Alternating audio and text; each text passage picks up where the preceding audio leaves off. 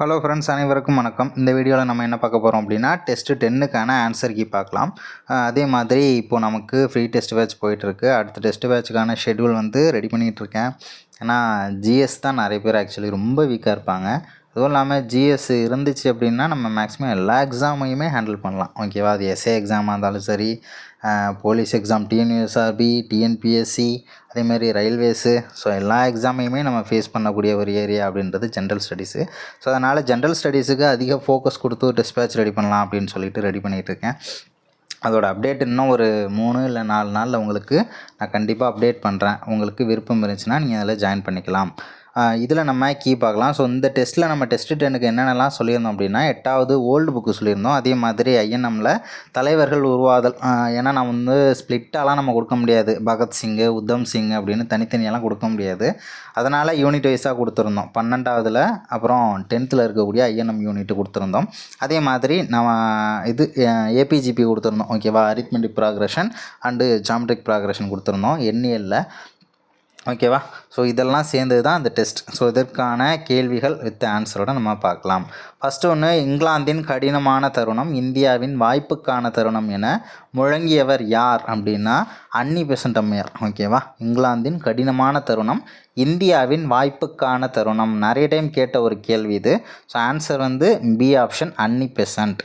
So அடுத்தது, April 1916 தன்னாட்சி இயக்கத்தை தொடங்கியவர் யார்? ஏப்ரல் மாதம் 1916. தன்னாட்சி இயக்கம் தொடங்கப்பட்ட வருஷம்னு கேட்டாலும் 1916 தான். ஏப்ரல் 1916ன்னு ஒரு கொஷின் இருக்குது. செப்டம்பர் 1916ன்னு ஒரு கொஸ்டின் இருக்குது. ஓகேவா? ஏப்ரல் மாதத்தில் தன்னாட்சி இயக்கத்தை தொடங்கினது யார் அப்படின்னா திலகர். சரி, எங்கே தொடங்கியிருப்பார் அப்படின்னா இவர் மகாராஷ்டிராவை சேர்ந்தவர் அப்படின்றது நமக்கு தெரியும். ஓகேவா? மகாராஷ்டிரா பகுதி, கர்நாடக பகுதியிலலாம் ரொம்ப புகழ்பெற்று இருந்தவர் தான் திலகர். ஸோ அந்த பகுதியில் இவர் தன்னாட்சி இயக்கத்தை முன்னெடுத்து சென்றார் ஏப்ரல் மாதம். ஓகேவா? அடுத்தது என்ன அப்படின்னா, அதுவே அன்னி பெசண்ட்டுக்கு செப்டம்பர் 1916. அவங்க வந்து தென்னிந்திய பகுதி, நம்ம சென்னை சைட்லலாம். ஸோ இவங்க வந்து தன்னாட்சி இயக்கத்தை முன்னெடுத்துகிட்டு போயிருப்பாங்க. யார் அப்படின்னா அன்னி பெசன்ட் அம்மையார். ஸோ அடுத்தது என்னென்னா, 1917 அன்னி பெசன்ட் மற்றும் அவரது கூட்டாளிகள் எங்கு கைது செய்யப்பட்டனர் அப்படின்னா ஊட்டியில் கைது செய்யப்பட்டனர். ஓகேவா? ஊட்டியில் கைது செய்யப்பட்டனர். ஓகேவா? இந்த மாதிரி தன்னாட்சி இயக்கம் மூலமாக விடுதலை வாங்கி தரணும் அப்படின்ற ஒரு நோக்கத்தோடு என்ன பண்ணியிருப்பாங்க, சின்ன சின்ன போராட்டங்கள், சின்ன சின்ன இதெல்லாம் வந்து நடத்தியிருப்பாங்க, பத்திரிகைகள்லாம் நடத்தியிருப்பாங்க. 1917 அன்னி பெசன்ட், அப்புறம் அன்னி பெசன்ட் கூட இருந்தால் அவரது கூட்டாளிகள் எல்லாரையும் சேர்த்து என்ன பண்ணுறாங்க, ஊட்டியில் அரெஸ்ட் பண்ணிடுவாங்க. ஓகேவா? இந்த மாதிரி அரெஸ்ட் ஆகிற அளவுக்கு ஒரு ஆள் போயிருக்காங்க அப்படின்னா அந்த ஒரு கட்ஸ் இருக்கு இல்லையா? ஸோ அதனால் என்ன பண்ணியிருப்பாங்கன்னா, கல்கத்தா காங்கிரஸ் மாநாட்டுக்கு 1917 அதே வருஷத்துலேயே கல்கத்தா காங்கிரஸ் மாநாட்டுக்கு தலைவராக இருந்திருப்பாங்க அன்னி பெசன்ட். ஓகேவா? இந்திய தேசிய காங்கிரஸின் முதல் பெண் தலைவர் யார் அப்படின்னு கேட்டாங்கன்னா அன்னி பெசன்ட் தான். எந்த வருஷம் அப்படின்னா அவங்க அரெஸ்டான அதே வருஷம் 1917. எந்த காங்கிரஸ் மாநாட்டில் தலைவராக இருந்தாங்க அப்படின்னு கேட்டாங்கன்னா கல்கத்தா. அதுவே இந்திய தேசிய காங்கிரஸின் முதல் இந்திய பெண் தலைவர் அப்படின்னு கேட்டாங்கன்னா சரோஜினி அம்மையார். ஓகேவா? சரோஜினி நாயுடு அம்மையார். அவங்க எந்த வருஷம் அப்படின்னா 1925. அவங்க எந்த மாநாடு அப்படின்னா கான்பூர் மாநாடு. மொத்தம் ஒரு கேள்வியில் 10 ஆன்சர்கிட்ட பார்த்துட்டோம். ரொம்ப முக்கியம் எல்லாமே. அதனால் தயவு செஞ்சு தெரியலைன்னா மார்க் பண்ணி வச்சுக்கோங்க.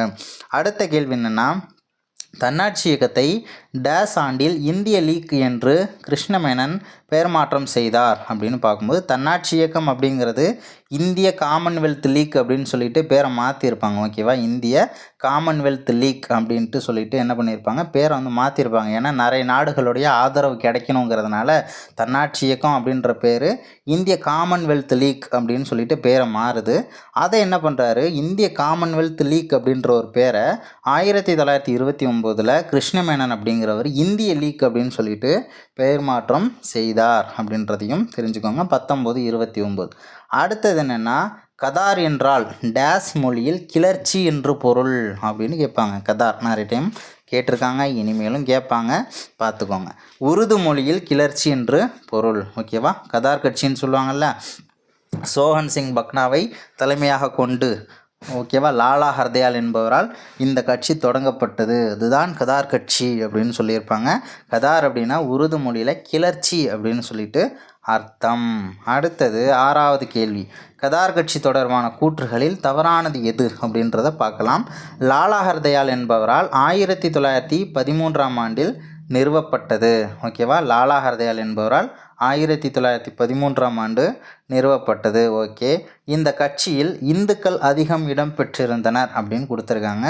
இந்துக்கள் அதிகம் இடம்பெற்றிருந்தனரா அப்படின்னு பார்த்தோம்னா இந்துக்கள் அப்படின்னு வரக்கூடாது, சீக்கியர்கள் தான் அதிகமாக இருந்திருப்பாங்க. ஓகேவா, இந்த கட்சியில் சீக்கியர்கள் தான் அதிகமாக இருந்திருப்பாங்க. வெளிநாடுகளில் குடியேறி இருந்த சீக்கியர்கள்லாம் இருக்காங்க இல்லையா, ஸோ அவங்கெல்லாம் இந்த கட்சியில் அதிகமாக இருந்திருப்பாங்க. இந்த கட்சி கதார் என்ற பத்திரிகையையும் வெளியிட்டிருக்கும். ஓகேவா, கதார் என்ற பத்திரிகையையும் வெளியிட்டிருக்கும் கதார் கட்சி. ஓகேவா, எத்தனை பேர் அனைத்தும் சரின்னு போட்டிங்கன்னு தெரியலை. இதில் இன்னொரு டேட்டாவும் தெரிஞ்சுக்கோங்க. சி ஆப்ஷனில் இருக்கல பத்திரிகை அப்படின்னு சொல்லிட்டு, அது ஒரு தமிழ் கொஷின். பத்திரிகை அப்படின்னு வரக்கூடாது, பத்திரிகை அப்படின்றது தான் கரெக்டு. சப்போஸ் இலக்கண குறிப்பில் இது தவறாக இருக்குது அப்படின்னு கேட்டாங்க அப்படின்னா பத்திரிகைன்னு எதுவும் கொடுத்துருந்தாங்கன்னா அது கிடையாதுன்னு சொல்லுங்க. பத்திரிகை அப்படிங்கிறது தான் கரெக்டு இலக்கண விதிப்படி, அதுவும் புத்தக தகவல் தான். ஓகேவா, 7வது கேள்வியை பார்க்கலாம். லக்னோ ஒப்பந்தத்தின் தலைமை சிற்பியான ஜின்னாவை இந்து முஸ்லீம் ஒற்றுமையின் தூதர் என அழைத்தவர் யார்? ஓகேவா, லக்னோ ஒப்பந்தத்தின் தலைமை சிற்பியான ஜின்னா, அப்போ தலைமை சிற்பி ஜின்னாங்கிறத தெரிஞ்சுக்கணும். இந்து முஸ்லீம் ஒற்றுமையின் தூதர் என அழைக்கப்படுபவர் யார் அப்படின்னா ஜின்னா தான். அப்படி அழைத்தவர் யார் அப்படின்னு கேட்டாங்கன்னா சரோஜினி அம்மையார். ஓகேவா, அதே மாதிரி லக்னோ ஒப்பந்தம், லக்னோ மாநாட்டுடைய தலைவராக இருந்தது யார் அப்படின்னா ஏசி மஜும்தார் அப்படிங்கிறவர், அம்பிகாச்சரண் மஜும்தார் அப்படிங்கிறவர் தான் தலைவராக இருந்திருப்பார். தலைமை சிற்பி யாருன்னு பார்த்துக்கோங்க, யார் அழைத்தது அப்படின்றதையும் பார்த்துக்கோங்க, சரோஜினி அம்மையார். இவங்க தான் 1925 கான்பூர் மாநாட்டில் தலைவராக இருந்த முதல் இந்திய பெண் தலைவர். ஓகேவா, அடுத்தது 1903ஆம் ஆண்டு குற்ற உளவுத்துறையை உருவாக்கியவர் யார்? 1903 குற்ற உளவுத்துறை யாரால் உருவாக்கப்பட்டது அப்படின்னா கர்சன் பிரபு. ஓகேவா, கர்சன் அவர் தான் குற்ற உளவுத்துறையை உருவாக்கியிருப்பார், சிஐடி அப்படின்னு சொல்லுவாங்கள்ல. ஸோ அடுத்தது அன்னி பெசன்ட் அம்மையார் தொடர்பான கூற்றுகளில் தவறானது எது? என்ன தவறானது? இந்தியாவிற்கு 1893 வருகை புரிந்தார். ஆமாம், காந்தி தென்னாப்பிரிக்கா போன வருஷமும் அன்னி பெசன்ட் இந்தியாவுக்கு வந்த வருஷமும் ஒன்று. ஓகேவா, 1893. ஜம்னாதாஸ், Dwarkadas, BP Wadia, charge Arundale போன்றோர் இவரின் ஆதரவாளர்கள். என்ன 2 பேர் தான் இருக்குது, நான் 4 சொல்கிறேன், 2த்தை எழுதி வச்சுக்கோங்க, அவ்வளோதான். ஜம்னாதாஸ், Dwarkadas, BP Wadia, George Arundale போன்றோர் இவரின் ஆதரவாளர்கள். கரெக்டு. 1914. ஓகேவா, 1914 தி காமன்வீல் என்ற தினசரியை தொடங்கினார். ஏன் இது என்ன தப்பு? கரெக்டாக தானே இருக்குது அப்படின்னு பார்த்தோம்னா 1914 தி காமன்வீல் அப்படிங்கிறதெல்லாம் ஓகே தான். ஆனால் தினசரியா, தினமும் வெளிவரக்கூடிய பத்திரிகையா அப்படின்னு பார்த்தோம்னா இல்லை, அது ஒரு வாராந்திர பத்திரிகை. ஓகேவா, நான் அதனால தான் அதை சொல்லியிருப்பேன். தி காமன் வீக் அப்படின்னு படிங்க அப்படின்னு சொல்லிட்டு, வீக்குனா வாரம் தானே, ஸோ அதை வச்சு என்ன பண்ணலாம், அது ஒரு வாரப்பத்திரிகை அப்படின்னு சொல்லிட்டு நம்ம ஈஸியாக ஞாபகம் வச்சுக்கலாம். அடுத்தது பிரிட்டனில் இந்திய கட்சி ஒன்றை ஏற்படுத்த முயன்று தோல்வி கண்டவர் அன்னி பெசன்ட் அம்மையார் தான். ஓகேவா, அடுத்தது 10வது கேள்வி. வரிசைப்படுத்துக. சம்பரான் இயக்கம், கேதா போராட்டம், அகமதாபாத் வேலை நிறுத்தம், இரட்டையாட்சி சட்டம். சரி, நம்ம லிங்க் பண்ணலாமா? சம்பரான் இயக்கம் 1917, கேதா போராட்டம் அப்படின்றது 1918, அகமதாபாத் வேலை நிறுத்தமும் 1918. ஓகேவா, அப்போ எப்படி அகமதாபாத் கேதா ரெண்டுமே 1918னா எப்படி இடிக்குமே அப்படின்னு பார்க்கக்கூடாது. மாத அடிப்படையில் நமக்கு 1818 அகமதாபாத் தான் ஃபஸ்ட்டு, அதுக்கப்புறம் தான் கேதா நடந்திருக்கும். ஓகேவா, சம்பரான் 1917, கேதா 1918, அகமதாபாத் அதுக்கு முன்னாடியே வந்திருக்கும், அதுவும் 1918 தான். இரட்டையாட்சி சட்டம் 1919, 1324ங்கிறது கரெக்டு. சம்பரான் இயக்கம் அப்படின்னு பார்க்கும்போது பீகாரில் இருக்கக்கூடிய ஒரு பகுதி தான் சம்பரான். அங்கே 20ல் 3 பங்கு வந்து உரிய பயிரிடணும் அப்படின்னு சொல்லியிருப்பாங்க, பிரச்சனை நடந்திருக்கும். ராஜகுமார் சுக்லா அப்படிங்கிற விவசாயி என்ன பண்ணுவார், காந்தியை வந்து அழைப்பு விடுக்கிறாரு. ஸோ அவரும் ராஜேந்திர பிரசாத் அப்படின்றவருடைய உதவியை பயன்படுத்தி என்ன பண்ணுறாரு, அங்கே போராட்டங்கள்லாம் நடக்குது. இவருக்கு கிடைத்த முதல் வெற்றி, நாடு முதலாக ஒத்துழையாமை இயக்க பாடத்தை கற்றுக்கொண்டது அப்படின்றது காந்தியினுடைய எந்த போராட்டம் அப்படின்னா சம்பரான் இயக்கம். ஓகேவா, அடுத்தது இந்திய பணியாளர் சங்கத்தை 1905ஆம் ஆண்டு நிறுவியவர் யார் அப்படின்னா ஜி.கே. கோகலே, கோபாலகிருஷ்ண கோகலே அப்படிங்கிறவர். காந்தியின் அரசியல் குரு யார் அப்படின்னா கோபாலகிருஷ்ண கோகலே தான். கோபாலகிருஷ்ண கோகலேயோட அரசியல் குரு யார் அப்படின்னு கேட்டாங்கன்னா மகாதேவ் கோவிந்த ரானடே. வேறு என்ன சொல்லலாம் அப்படின்னா இந்திய பணியாளர் சங்கம், ஓகேவா. அதே மாதிரி இந்திய தொழிலாளர் சங்கம் எப்படி வேணாலும் கேட்கலாம், ஓகேவா. 1905ங்கிறது ரொம்ப முக்கியமானது. அடுத்தது தவறானது எது? ஜாலியன் வாலாபாக் படுகொலை 1919 ஏப்ரல் 13 பஞ்சாப் அமிர்தசரஸ் பகுதியில் நிகழ்ந்த ஒரு கொடுமை தான் இது, ஓகேவா. பஞ்சாப் கொடுமை அப்படின்னும் இதை சொல்லுவாங்க. ரவுலட் சட்டத்துக்கு எதிராக வந்து நிறைய போராட்டங்கள் நடந்திருக்கும். அதில் பஞ்சாபில் நடந்த போராட்டம் வந்து ரொம்ப அதிகமான ஆதரவு வந்து பெற்றிருக்கும், ரொம்ப தீவிரமாகவும் நடந்திருக்கும். ஸோ அதில் வந்து உள்ளூர் தலைவர்களான 2 பேரை வந்து அரெஸ்ட் பண்ணுறாங்க பிரிட்டிஷு. சத்யபால் மற்றும் சாய்புதீன் கிச்சுலு அப்படிங்கிற 2 உள்ளூர் தலைவர்களை கைது செய்கிறாங்க, கரெக்டு தான். ஸோ அவங்கள அரெஸ்ட் பண்ணிட்டாங்க அப்படின்றதுனால ஒரு 2000 மக்கள் என்ன பண்ணுறாங்க, ஜாலியன் வாலாபாக் அப்படின்ற பகுதியில் வந்து கூடியிருக்காங்க. அதே மாதிரி அன்றைய நாள் வந்து சீக்கியர்களுக்கு எப்படி இருந்துச்சு, பஞ்சாப் மக்களுக்கு எப்படி இருந்துச்சு அப்படின்னா பைசாகிங்கிற அறுவடை திருவிழா அன்னைக்கு அவங்களுக்கு, ஓகேவா. ஸோ அதனாலேயும் அவங்க வந்து கூடியிருப்பாங்க. ஆனாலும் அந்த டைமில் பஞ்சாபோடைய துணைநிலை ஆளுநராக இருந்தது யார் அப்படின்னா மைக்கேல் ஒட்டையர். அதே மாதிரி இராணுவ கமாண்டராக இருந்தது யாருன்னா ரெஜினால்டு டயரு எல்லாரையும் சுட்டு தள்ளுங்க அப்படிங்கிறாரு. 10 நிமிஷத்துக்கு சுட்டத்துக்கு ஃபுல்லாகவுமே என்ன பண்ணுறாங்க, மக்களை சுட ஆரம்பிச்சிடுறாங்க. அதிகாரப்பூர்வமாக வந்து 379 பேர் இறந்ததாக கவர்மெண்ட் ரெக்கார்டு சொல்லுது. ஆனாலும் 1000க்கும் மேற்பட்ட மக்கள் இறந்ததாக உண்மை அந்த மாதிரி சொல்லுது. உண்மை விசாரணை அப்படின்னு பார்க்கும்போது 1000க்கும் மேற்பட்ட தான் இறந்து போயிருக்காங்க அப்படின்றதும் தெரிய வருது. ஸோ இந்த படுகொலையை நேரில் கண்ட சிறுவன் யார் அப்படின்னா உதம் சிங், ஓகேவா. உதம் சிங் அப்படிங்கிறவர் பிற்காலத்தில் லண்டனில் என்ன பண்ணார், மைக்கேல் ஒட்டையரை கொன்னுடுவார். அதே மாதிரி பகத்சிங்குக்கு 14 வயசு இருக்கும்போது இந்த ஜாலியன் வாலாபாக் படுகொலை நிகழ்ந்தது அப்படின்றதையும் மறக்கக்கூடாது. இந்த படுகொலைக்கு அப்புறம் என்ன பண்ணுறாங்க, சார் சுப்பிரமணியம் இந்த படுகொலைக்கு பிறகு அரச பட்டத்தை துறந்தார் அப்படின்னு பார்க்கும்போது கிடையாது. யார் பட்டத்தை துறந்தது? சர் பட்டம் அப்படின்னு கேட்கலாம், நைட்வுட் பட்டம் அப்படின்னு கேட்கலாம், வீர திருமகன் பட்டம் அப்படின்னும் கேட்கலாம். அந்த பட்டத்தை யார் எனக்கு வேணாம் அப்படின்னு சொன்னது அப்படின்னா ரவீந்திரநாத் தாகூர், ஓகேவா. சரி, சுப்பிரமணியம் எப்போ வந்து அரச பட்டத்தை துறந்தார் அப்படின்னா அன்னி பெசண்ட்டை ஊட்டியில் அரெஸ்ட் பண்ணதுக்கு ஆதரவாக இந்த பட்டம் எனக்கு வேணாம் அப்படின்னு சொல்லி துறந்திருப்பார், ஓகேவா. அதனால் 4வது ஆப்ஷன் தவறு. அடுத்தது சௌரி சௌரா நிகழ்வு எப்போது உத்தரப்பிரதேச மாநிலம் கோரக்பூரில் நிகழ்ந்தது? கோரக்பூரில் மதுக்கடைகளில் மதுவோட விலை வந்து ரொம்ப அதிகமாக இருக்கும். மக்கள் அன்றாட வாழ்க்கைக்கு தேவைப்படக்கூடிய பொருளோட ரேட் எல்லாமே ரொம்ப அதிகமாக விற்கும். அதனால் என்ன பண்ணுவாங்க, மக்கள் வந்து போராடி இருப்பாங்க.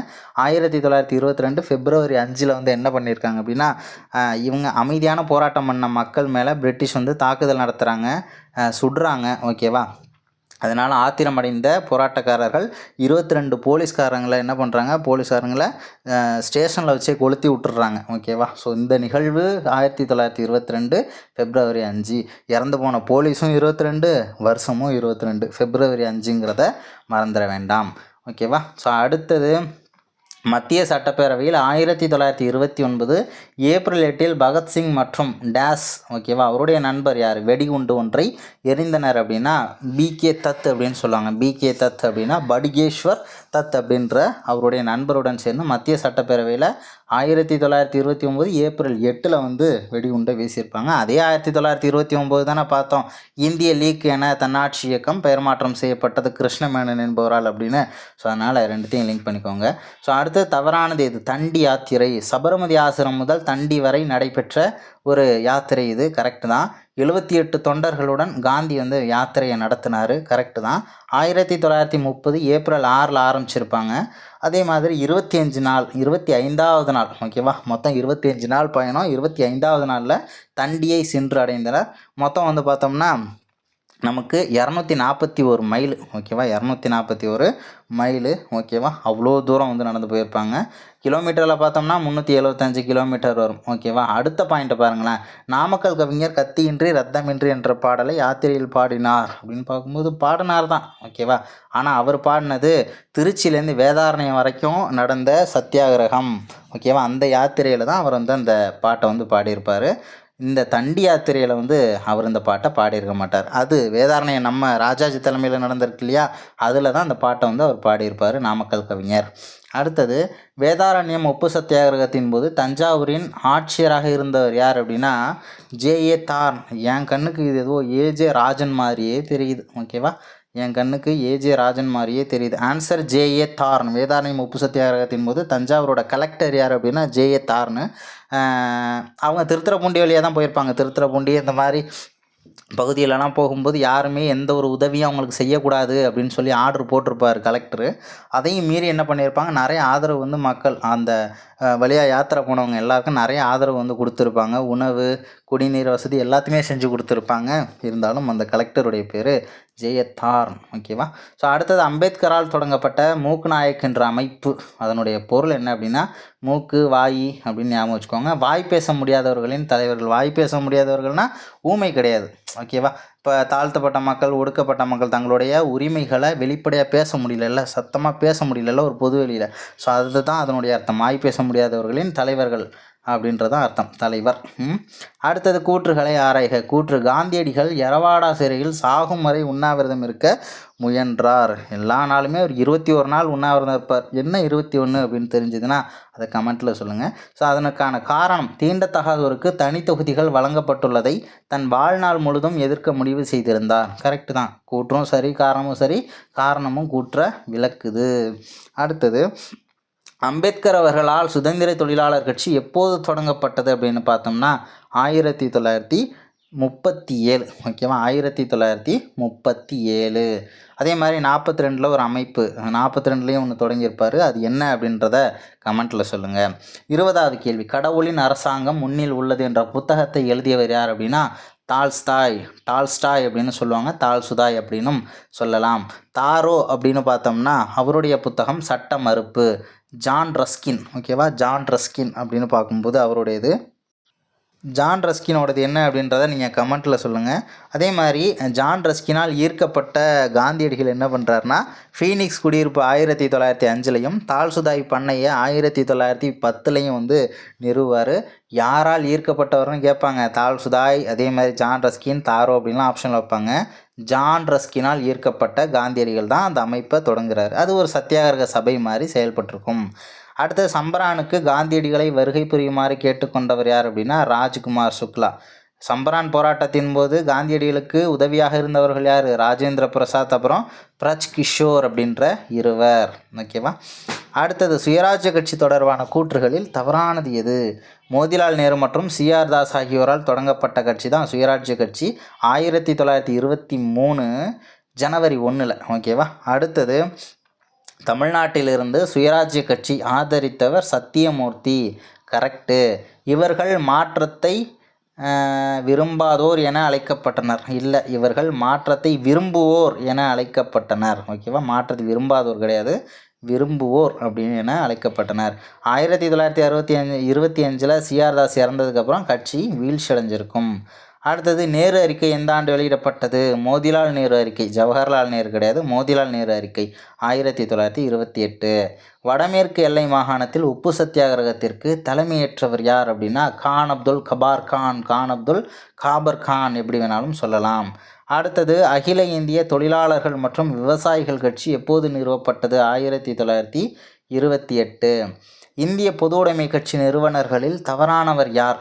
எம்என் ராய், மணபேந்திர நாத் ராய் அப்படின்னு சொல்லுவாங்க. அபானி முகர்ஜி, எம்பிடி ஆச்சாரியா, இவங்க எல்லாமே பொதுவுடைமை கட்சியின் நிறுவனர்கள்.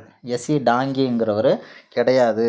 அடுத்தது, கிரிப்ஸ் தூதுக்குழுவின் அறிக்கையை திவாலாகும் வங்கியின் பின் தேதியிட்ட காசோலை என விமர்சித்தவர் யார் அப்படின்னா காந்தியடிகள் தான் விமர்சிச்சிருப்பார். ஓகேவா?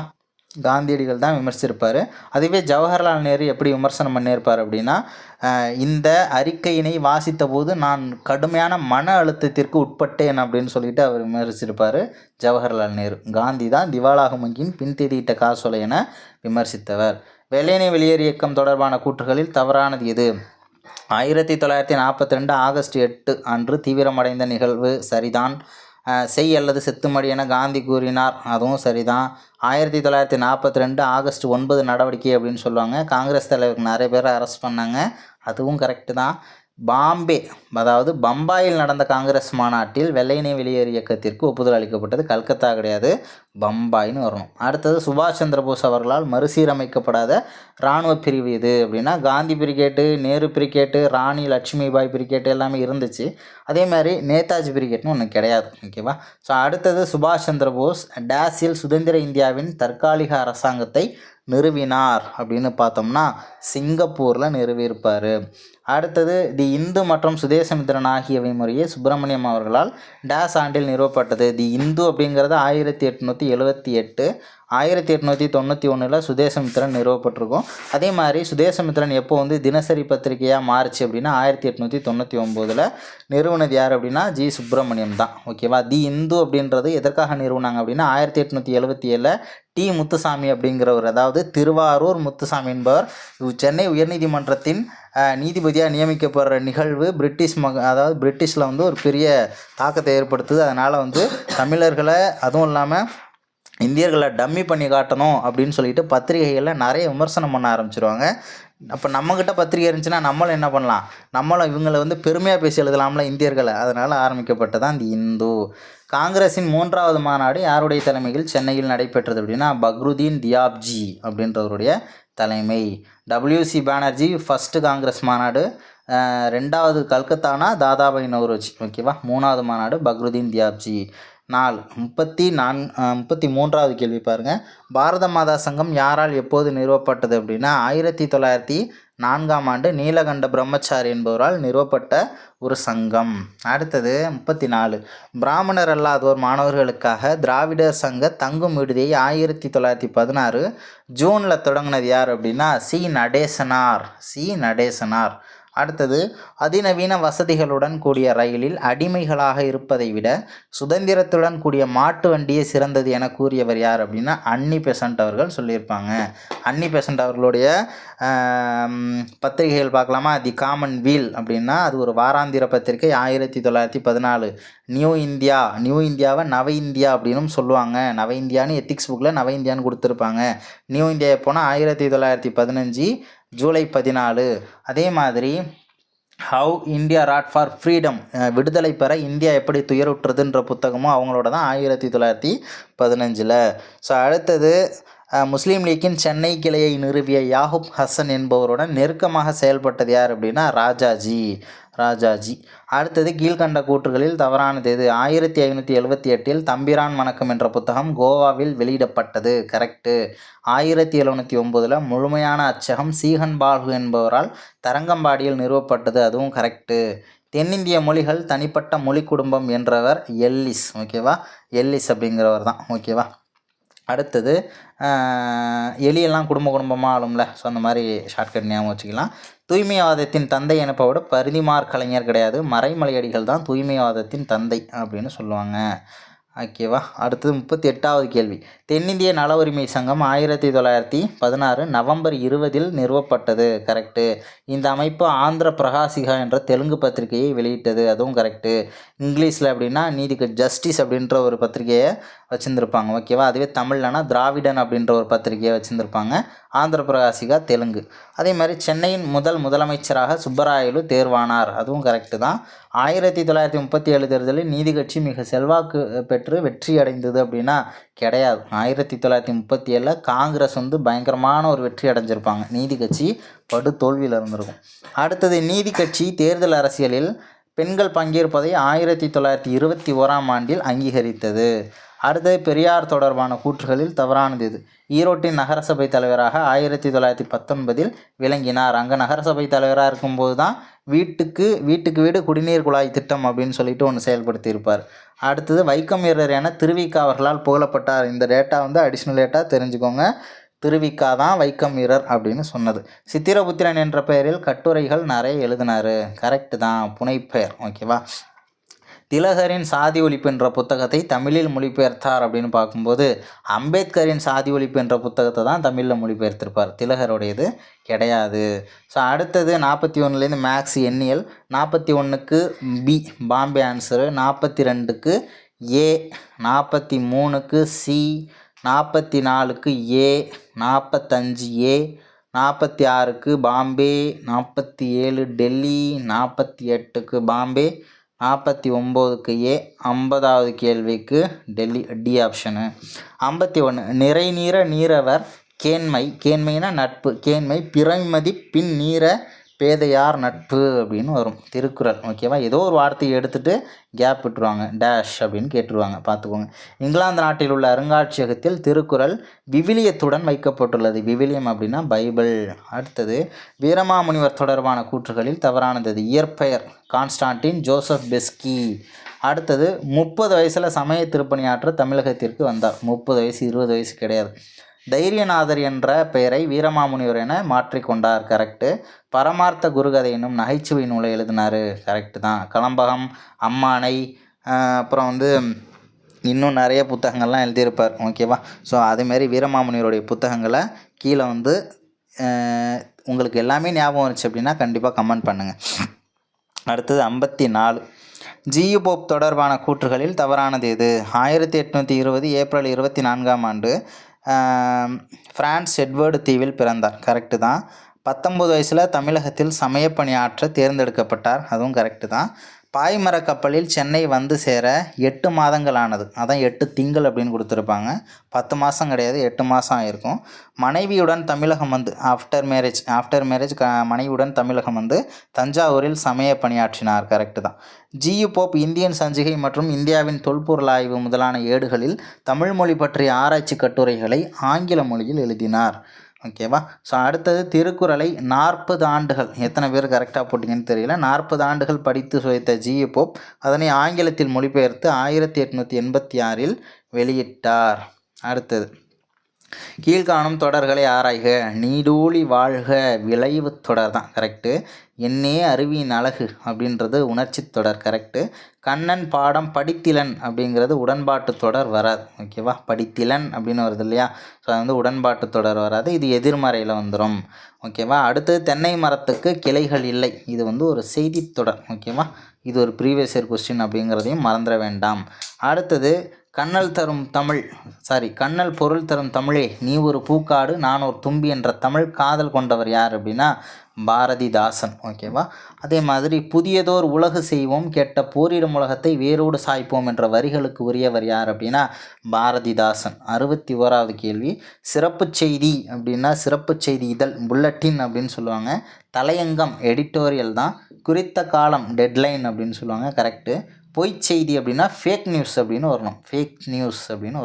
62. பீலி உகிர் ஆழி விஷம் எது வட சொல் அப்படின்னு கேட்டிருக்காங்க. பீலி அப்படின்னா மயில் தொகை தெரியும். அடுத்தது பீலி வராது, சின்னலி வரும். ஓகேவா. சின்னலி பீலி அப்படின்னு தான் வரணும். உகிர்னா நகம், ஆழினா கடல். ஓகேவா. இதில் விஷம் அப்படிங்கிறது நமக்கு வட சொல். விஷம்தான் விடம்னு மாற்றி நம்ம பயன்படுத்திக்கிட்டு இருக்கோம். ஓகேவா. அடுத்தது தகுதி வழக்கு எத்தனை வகைப்படும்? 3 வகைப்படும். 64. கீழ்கண்ட வினை மரபில் தவறானது எது? பாட்டு பாடுன்னு வரணும். பாட்டுனா பாடணும் இல்லையா. பாட்டு பாடு, தயிர் கடை, படம் வரை, கூரை வேய், பாக்கி பேலன்ஸ் எல்லாமே கரெக்டு தான்.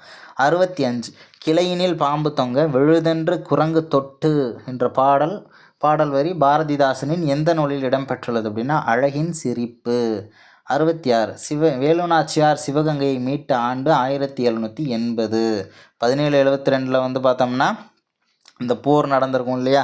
1780னா சிவகங்கையை மீட்ட ஆண்டு.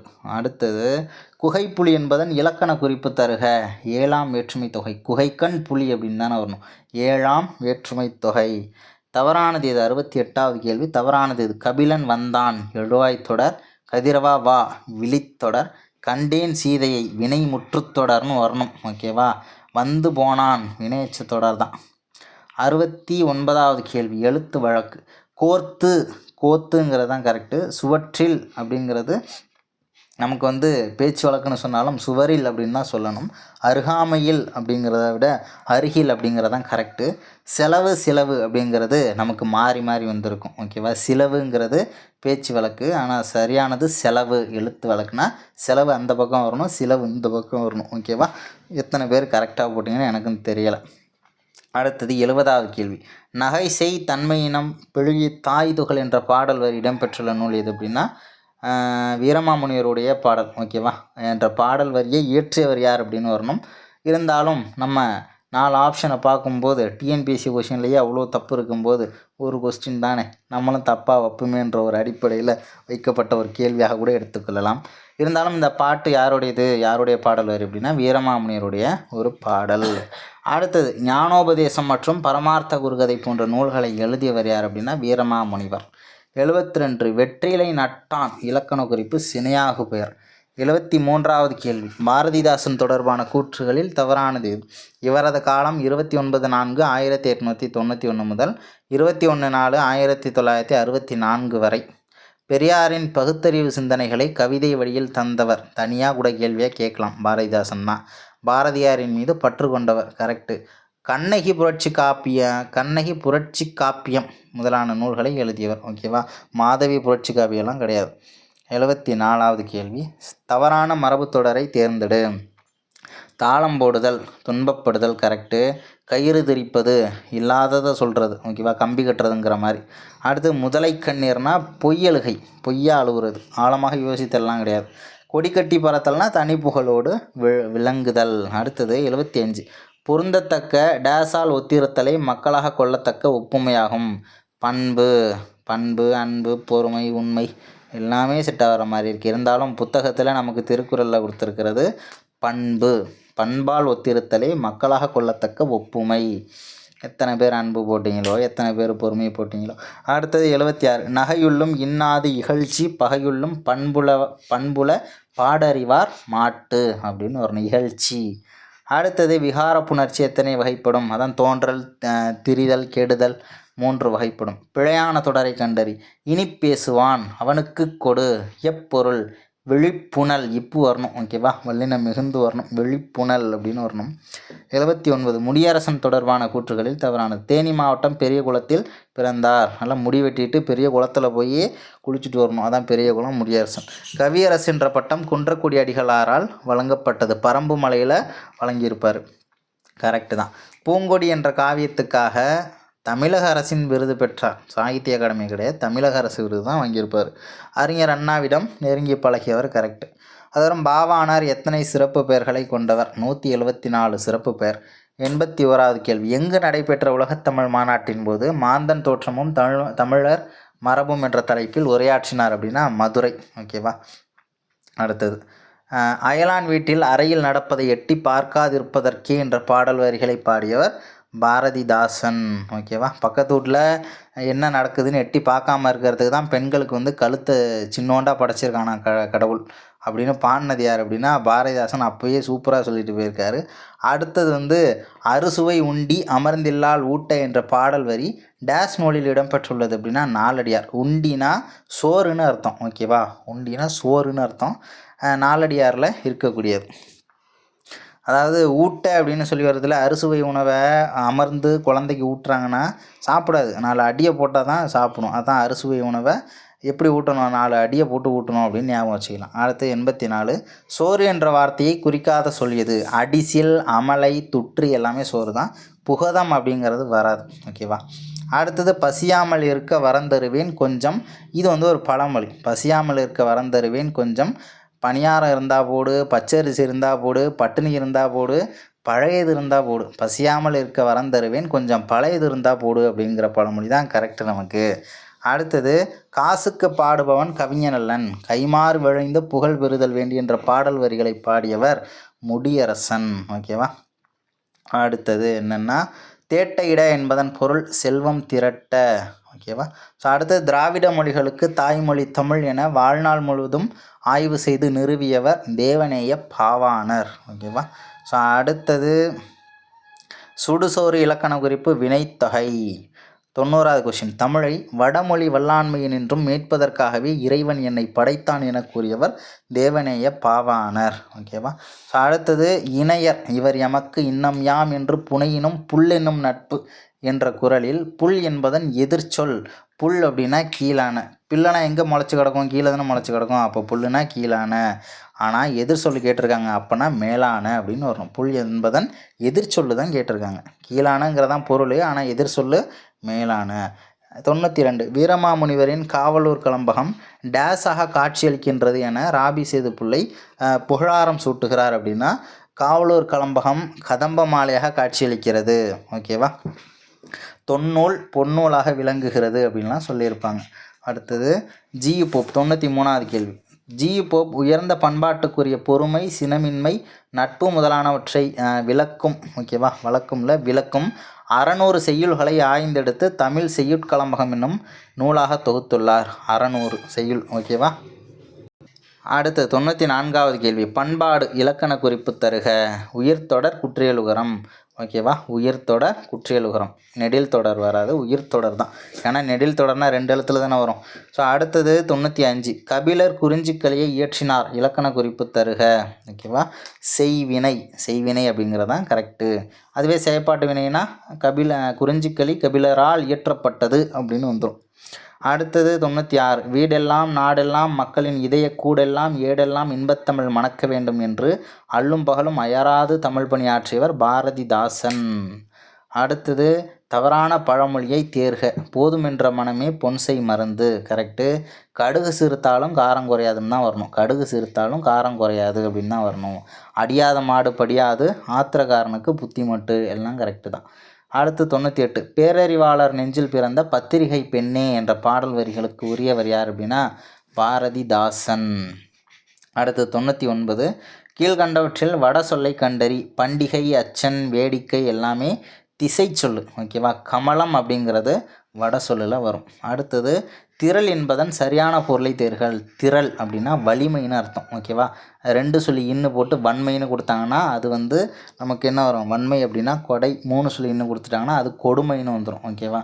வலிமை அப்படின்னா திரள், ஓகேவா. ஸோ அவ்வளோதான் அந்த கொஷின்னு. ஸோ அடுத்த டெஸ்ட்டு நல்லா பண்ணுங்கள். இந்த டெஸ்ட்டில் எவ்வளோ மார்க் அப்படின்றத மறக்காமல் கமெண்ட்டில் சொல்லுங்கள். எவ்வளோ மார்க் எடுத்துருக்கீங்கிறத நானும் தெரிஞ்சுக்கிறேன். ஸோ அடுத்த டெஸ்ட்டுக்கான அப்டேட்டு, அடுத்த டெஸ்ட்டு பேட்சுக்கான அப்டேட்டும் இன்னும் சில நாட்களில் உங்களுக்கு நான் கொடுத்துறேன். தேங்க்யூ.